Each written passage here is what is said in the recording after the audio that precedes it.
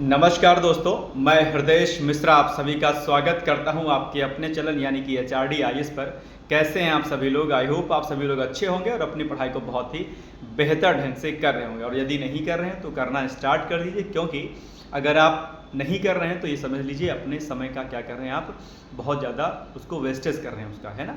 तो आज हम लोग एक महत्वपूर्ण टॉपिक पर चर्चा करने वाले हैं। RO में जिनका प्री हो रहा है या जिनका नहीं हो रहा है, इन कई सारे बिंदु पर हम लोग चर्चा करेंगे। लेकिन उसके पहले आपसे छोटी सी रिक्वेस्ट है कि अगर आप हमारे चैनल पर नए हैं तो आप लोग चैनल को सब्सक्राइब कर लीजिएगा और साथ ही साथ में बेल आइकन को प्रेस कर दीजिएगा, ताकि आपके एग्जाम से रिलेटेड, चाहे वो आपका UPSC का एग्जाम हो, UPSC का एग्जाम हो या कोई भी स्टेट PCS का एग्जाम हो, उससे समय जो भी महत्वपूर्ण जानकारियाँ होती हैं वो आपको मिलती रहें। ठीक है, तो ये एक तो छोटी सी बात हो गई।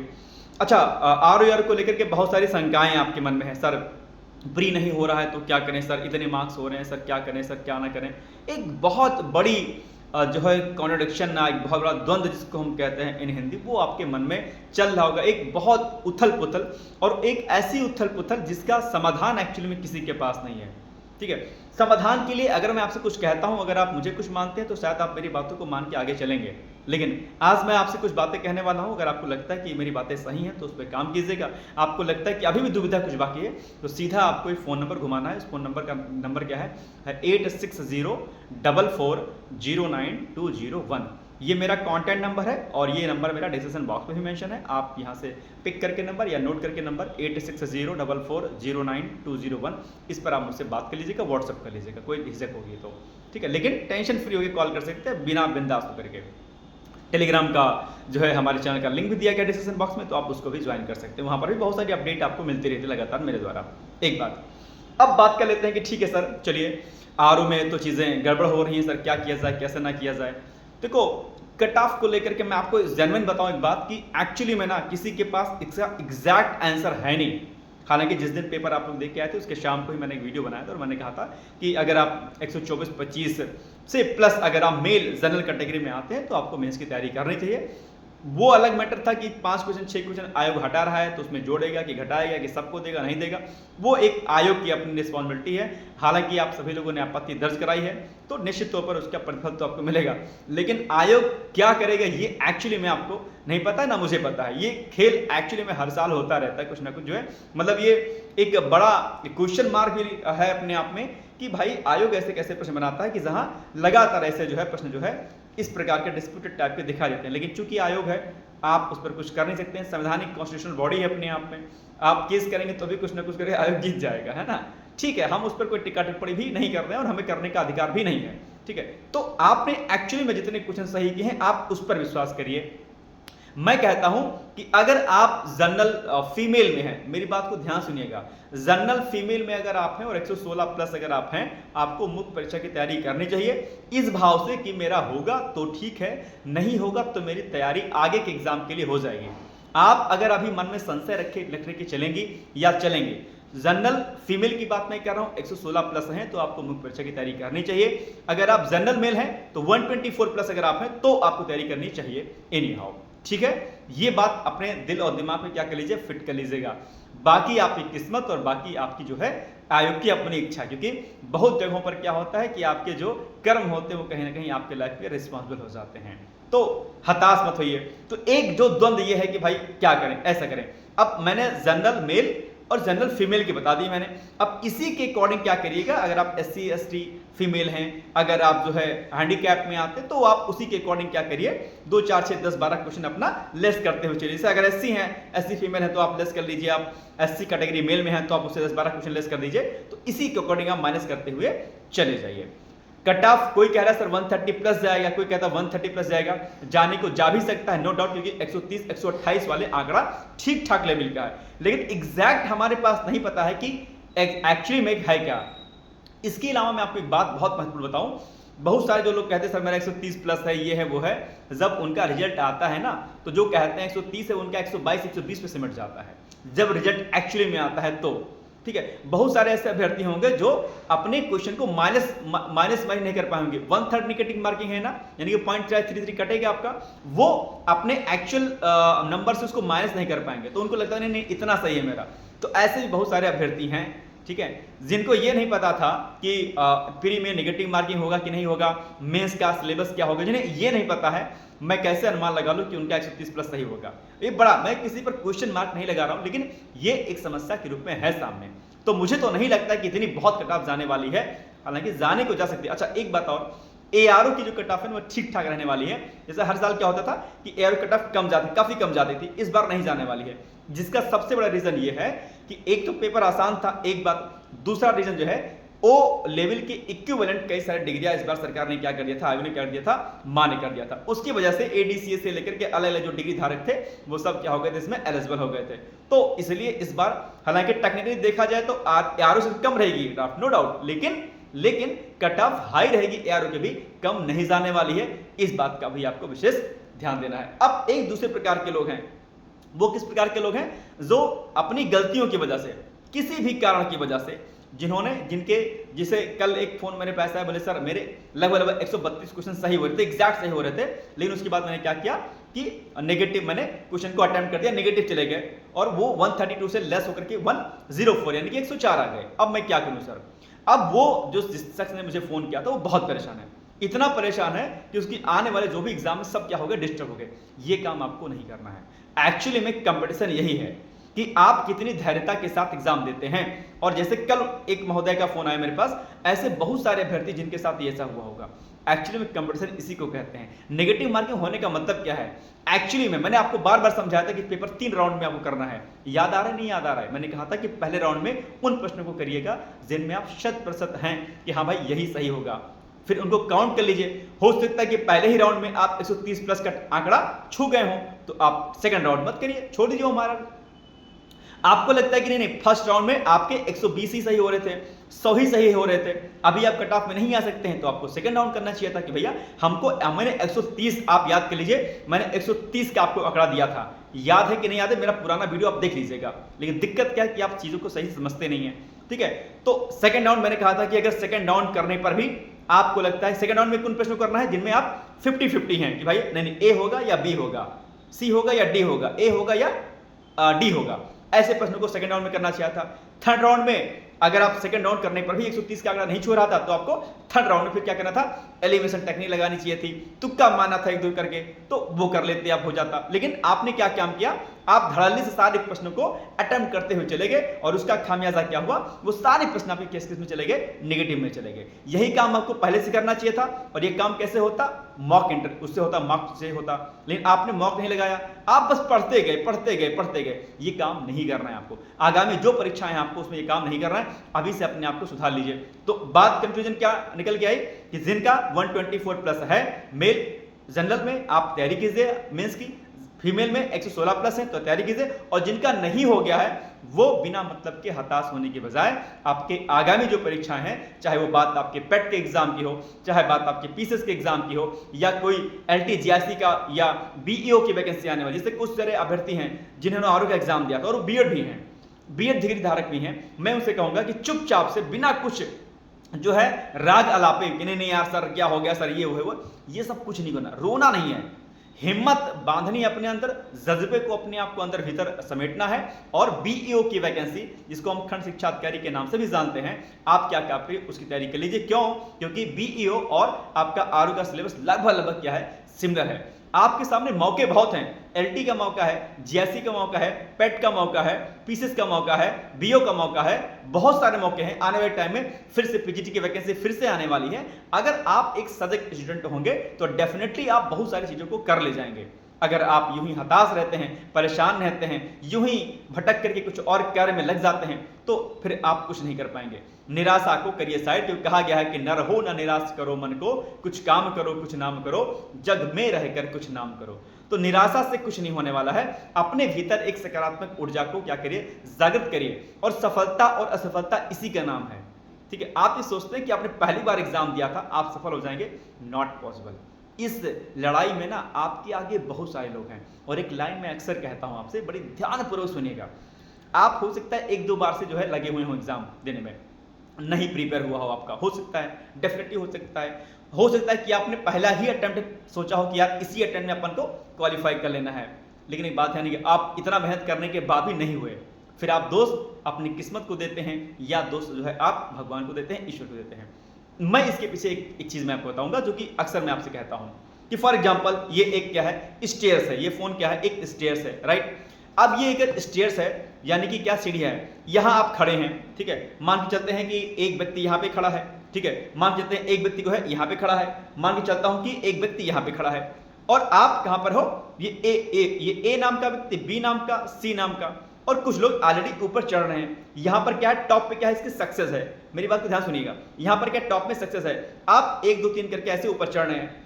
अब ये क्या है, जो स्टेयर्स है ना बहुत कंजस्टेड है, बहुत सक्रिय है, ये बहुत सक्रिय है। इसमें ना सब लोग एक एक करके चल सकते हैं, 2 3 लोग 4 लोग एक साथ नहीं चढ़ पाएंगे, एक एक करके चढ़ेंगे। तो जैसे आप ऑलरेडी भाई 3 4 लोग ऊपर होंगे, यहां पहुंच रहे होंगे सक्सेस तक, तो अब ये वाला इसका नंबर है, ये चढ़ेगा एक एक करके, फिर इसका नंबर आएगा, ये चढ़ेगा, और आप अभी क्या हो, यहां पर हो। आप अभी क्या हो, अभी आपको यहां से और यहां मैंने आने में टाइम लगेगा और यहां से यहां आने में टाइम लगेगा, यानी कि आप सफलता वाली सीढ़ी में क्या है, अभी दूर हैं। तो क्या कहा गया है कि सफलता वाली सीढ़ी क्या है, थोड़ी सक्रिय है। ध्यान सुनिएगा, सफलता वाली सीढ़ी कैसी है, सक्सेस की सीढ़ी है, सक्सेस की स्टेयर्स है, तो सफलता वाली सीढ़ी थोड़ी सक्रिय है, थोड़ी कंजेस्टेड है, ठीक है। कृपया कृपया अपनी बारी आने तक का, जो आपकी बारी, आप यहां खड़े हैं, कृपया अपनी बारी आने तक का क्या करें, इंतजार करें। जब आपके आगे के 1 2 और आगे के लोग ऊपर चढ़ जाएंगे, तब धीरे धीरे करके आप यहां से ऊपर चढ़ के यहां पे पहुंचेंगे। अभी आप बैक पे हैं, हो सकता है कि ये वाला जो बंदा है, ये वाला, इसने लगातार कई सारे एग्जाम दिया हो और फेल हो गया हो, तो भगवान ने क्या कहा, ईश्वर ने क्या कहा, भाई तुम बहुत टाइम से फेल हो रहे हो, एक काम को तुम पहले आगे निकल जाओ। और चूंकि आप पहली बार अभी आए, दूसरी बार आए हो, तो भगवान ने कहा अरे अभी तो तुम शुरुआती दौर में हो, कोई बात नहीं, ये बेचारा बहुत दिन से प्रयास कर रहा है, अभी हम इसको सक्सेस देंगे, इसको पहुंचाएंगे ऊपर, और अभी चूंकि आप पहले दूसरा टाइम दे रहे हो, तो अभी आपका नंबर आएगा बाद में। तो आपको क्या किया, आपको बैक कर दिया कि अभी तुम पीछे जाओ अभी, राइट, बात समझ गए। तो अपन को क्या करना है, परेशान बिल्कुल नहीं होना है, और अपने ऊपर एक सकारात्मक जो एनर्जी होती है उसको हमेशा बना के रखिएगा।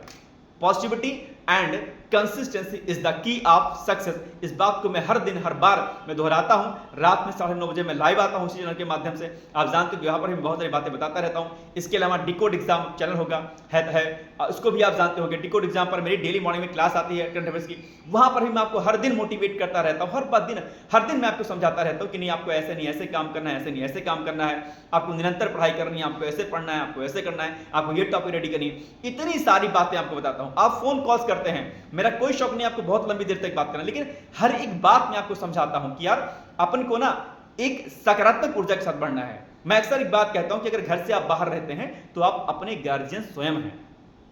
कोई गार्जियन कोई ये नहीं देख रहा कि आप सुबह 5 बजे उठ रहे हैं कि आप 10 बजे उठ रहे हैं, या आप क्या करने की क्या नहीं, कोई नहीं देख रहा है आपको। आप अपने गार्जियन क्या हैं, स्वयं हैं। तय आपको करना है कि आप रात के 2-3 बजे सोते हैं, 10-11 बजे उठते हैं, या जल्दी सो करके जल्दी उठते हैं, या लेट नाइट पढ़ते हैं तो जल्दी पढ़ते हैं, या दिन रात सोते रहते हैं, या फोन पे चैटियाते रहते हैं, या गर्लफ्रेंड बॉयफ्रेंड से बतियाते रहते हैं, या मुखर्जी नगर, करोल बाग और नोएडा, या फिर इलाहाबाद, प्रयागराज, कटरा और जो है कंपनी गार्डन, या फिर इंदौर, लखनऊ जो है 1090 चौराहा और क्या कहते हैं कपूरथला से लेकर के और बाकी जो है आप जो है क्या कहते हैं लुलु माल घूमते रहते हैं। कौन देख रहा है भाई? नहीं देख रहा है, कोई नहीं देख रहा है, ठीक है, कोई नहीं देख रहा है। ये आप आपकी धड़कनें देख रही हैं और आपकी अपने मन की आंखें देख रही हैं। आपका मन देख रहा है कि क्या वास्तव में जिस उद्देश्य के लिए आप बाहर गए थे उस उद्देश्य की पूर्ति आप कर रहे हैं या नहीं कर रहे हैं। एक बात ध्यान रखिएगा, जिस दिन आप असफल हो गए ना, उस दिन जो जिसके साथ आप दिन भर 24 घंटे लेफ्ट राइट करते रहते हैं ना, ऐसे जो साथ चलता है ऐसे खट से पीछे चला बैक हो जाएगा और आप हो जाएंगे सिंगल पर्सन। दुनिया उगते हुए सूरज को प्रणाम करती है, इसलिए अभी जो असफलता आपको मिल रही होगी, आरओ एग्जाम नहीं हुआ है, कोई दिक्कत नहीं है, निगेटिव नहीं होना है अपने आप को, अपने रास्ते को नहीं चेंज कर लेना है आपको, बल्कि दुगनी ऊर्जा के साथ एक डायरी बनाइए और देखिए कि अगर आरओ में आपके कम नंबर आ रहे हैं तो किन कारणों की वजह से आए। क्या आप लगातार तैयारी कर रहे थे तो भी नहीं आए, या आपने विगत केवल 2 से 3 महीने में तैयारी की थी इसलिए नहीं आए? क्या आपने ऑथेंटिक बुक्स को नहीं फॉलो किया था? क्या आपने पीवाईक्यूज को नहीं लगाया था? क्या आपने लूसेंट को नहीं लगाया था? क्या आपने मॉक नहीं दिया था? या क्या आपने पढ़ाई तो बहुत की थी लेकिन आपने रिवीजन नहीं किया था? क्या आपने घटना चक्र पुरालोकन पर बिलीव नहीं किया था? क्योंकि आप यूट्यूबिया हो गए हैं, यूट्यूब पर 2 लोग 4 लोग आएंगे, आपको ज्ञान देने लगेंगे, यूट्यूब घटना चक्र से जी कुछ नहीं आता है, पेपर बदल गया जी, पैटर्न बदल गया है, और आप उस भाव में आ जाते हैं।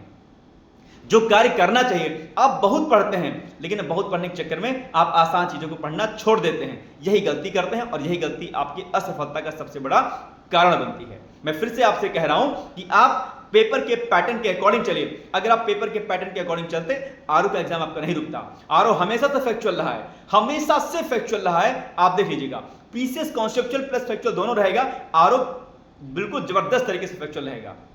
एसएससी वाला निकाल लेगा आरओ, आप पीसीएस तैयारी करेंगे तो नहीं निकाल पाएंगे।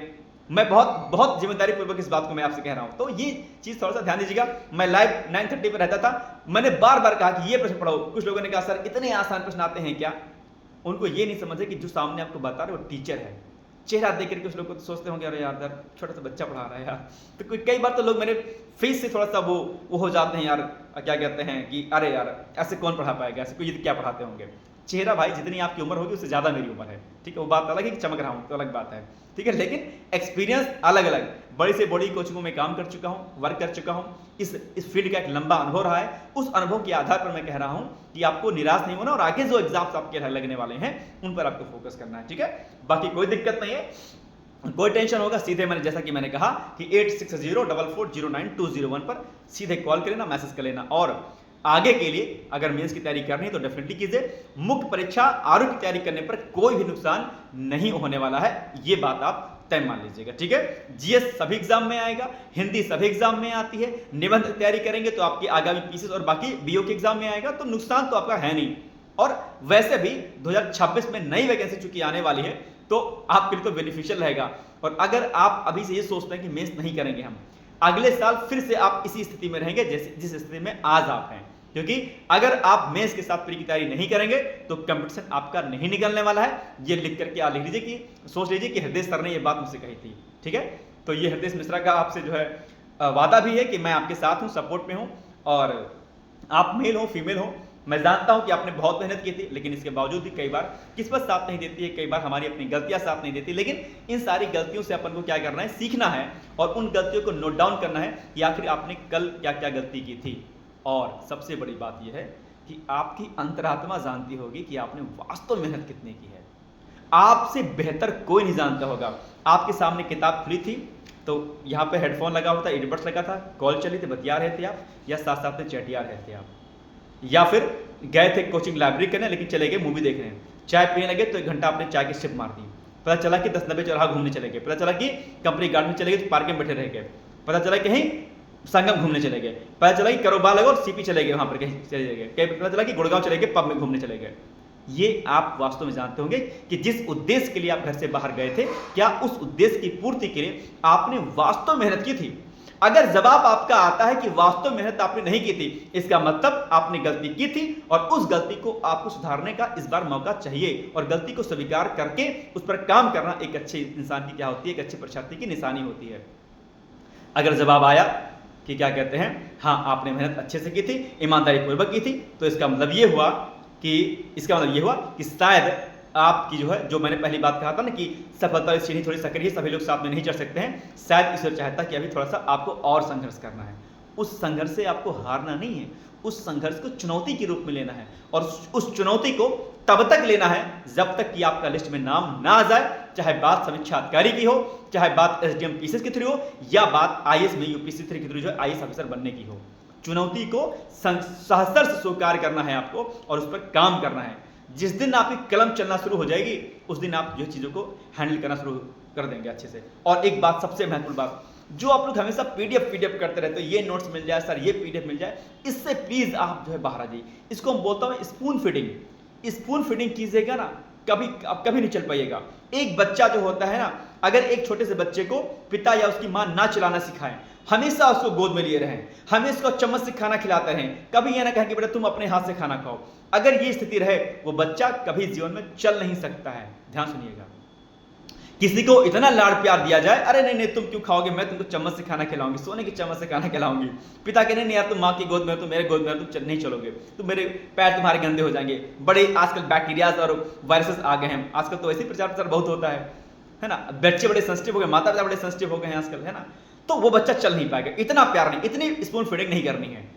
आपके साथ भी यही खेल होता है। आप दुनिया भर के पीडीएफ, सर ये पीडीएफ दे दो, सर वो पीडीएफ, कभी आप वीडियो देख करके खुद से नोट्स नहीं बनाना चाहते हो, कभी किताब क्रॉनिकल की पढ़ करके या जो मैं करंट अफेयर्स का वीडियो कराता हूं डेली मॉर्निंग वाला, कभी आप उसके नोट्स नहीं बनाना चाहते हो।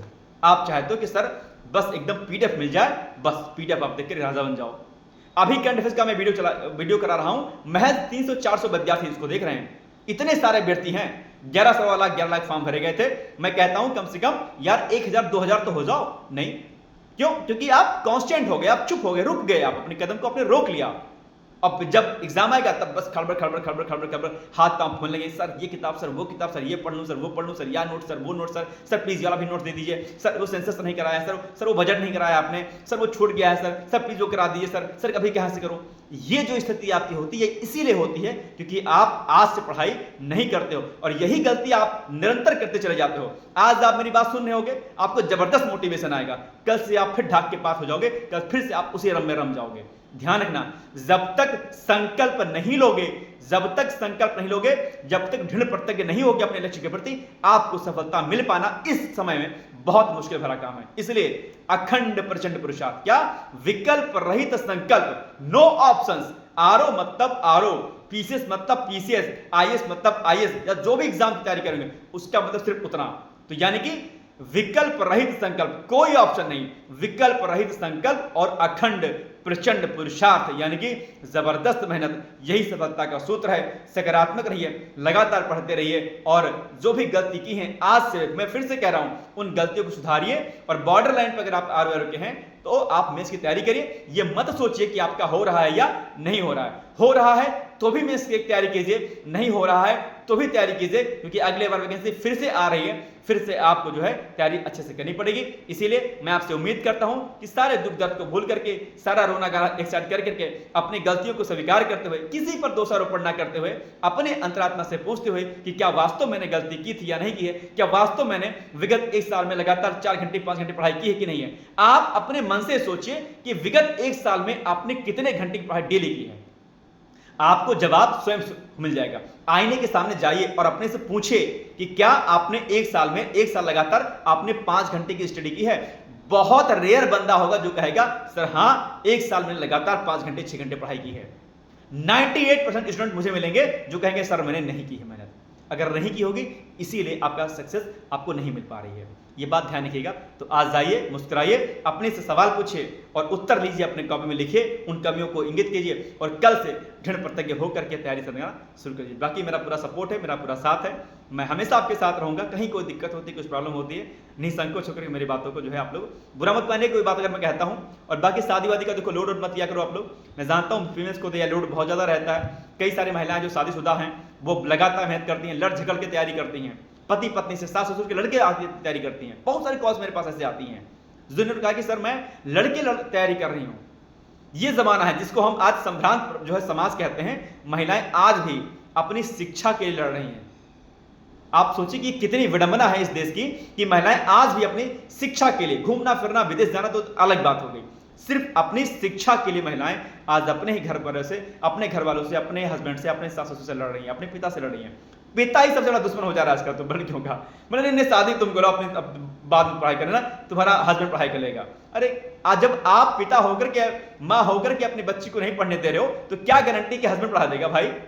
जब आप पिता हो, माँ हो, जिसने जिस लड़की को, बेटी को, जिस बेटे को आपने पैदा किया है, आप उसका जो है पैर जो है चक्की में बांधना चाहते हो एकदम से कि नहीं शादी कर लो, शादी कर लो। जब आप नहीं पढ़ा रहे हो, आप नहीं समझ रहे हो, तो क्या गारंटी है कि हस्बैंड समझेगा, या क्या गारंटी है कि उसका ससुर समझेगा? नहीं समझेगा भाई। जब आप नहीं समझते तो अगली गारंटी क्या है? नहीं गारंटी है। लेकिन दिक्कत क्या है कि बस हर व्यक्ति चाहता है, अपने जिम्मेदारी से भागना चाहता है। आप विद्यार्थी हैं तो आप अपनी पढ़ाई से भागना चाहते हैं, आप अपनी रिस्पॉन्सिबिलिटी से भागना चाहते हैं। आज का एक पिता अपनी बेटी की शादी को करके अपनी जिम्मेदारी से भागना चाहता है। मुझे कहने में कोई गुरेज नहीं है, क्योंकि ये सुन कर मेरे कान पक जाते हैं कि सर लड़के तैयारी कर रही हूं, सर लड़के तैयारी कर रहा हूं, sir economic condition sir weak है, सर क्या करें। इसीलिए मैं कहता हूं कि अपने हौसले को क्या करिए, बरकरार रखिए और पंख को अपने क्या करिए, मजबूत रखिए। ये आसमां आपके लिए है, उड़ना आपको है, तय करना है कि अपने पंख को, अपनी उड़ान को आपको रोक देना है, किसी के बहकावे में आ जाना है, या फिर ये दुनिया समाज पूरी खुली हुई है आपके लिए, दिल खोल के उड़ना आप चाहते हैं, समाज और देश के लिए कुछ करना चाहते हैं। तो मेरी शुभकामना है। बहुत ज्यादा मोटिवेट आपको मैं नहीं करूंगा, क्योंकि मैं चाहता हूं ये मोटिवेशन मेरे से नहीं, ये मोटिवेशन आपकी यहां से अंदर से निकले। जिस दिन आप स्वयं से मोटिवेट हो गई या हो गए, उस दिन दुनिया की हर एग्जाम, दुनिया का हर संघर्ष आपके सामने बिल्कुल नगण्य सा महसूस होगा। लेकिन ये मोटिवेशन आपको खुद से आना चाहिए, ठीक है। तो शुभकामनाएं, मुझे उम्मीद है कि मेरी बातें एक एक आपको समझ में आई होगी। आज से आप लग जाइए। ऑल द बेस्ट है, कहीं कोई दिक्कत होगी you can call and WhatsApp, ठीक है। All the best, thank you so much, बाबा टेक केयर। और एक बात खास कि डिकोड एग्जाम पर जो मेरी क्लासेस आती हैं मॉर्निंग वाली 8 AM पर, उसको जरूर देखा करिए। और डिकोड एग्जाम पर कई सारे बैचेस, जैसे आरओ मेंस का बैच, आरओ प्री का बैच, प्री प्लस मेंस का बैच, पीसीएस का बैच, ये सारे बैचेस चलते हैं। उसके लिए भी आप हमें हमारे कॉन्टैक्ट नंबर पर आप जो है संपर्क कर सकते हैं, जो मैंने आपको अभी बताया था, ठीक है। मिलेंगे हम लोग अगले वीडियो में। और हाँ, 9:30 में डेली लाइव आता हूँ, वहां पर जुड़ करके भी आप मुझसे कई सारी बातें पूछ सकते हैं, जान सकते हैं, ठीक है। थैंक यू सो मच, बाबा take care, all the best, thank you.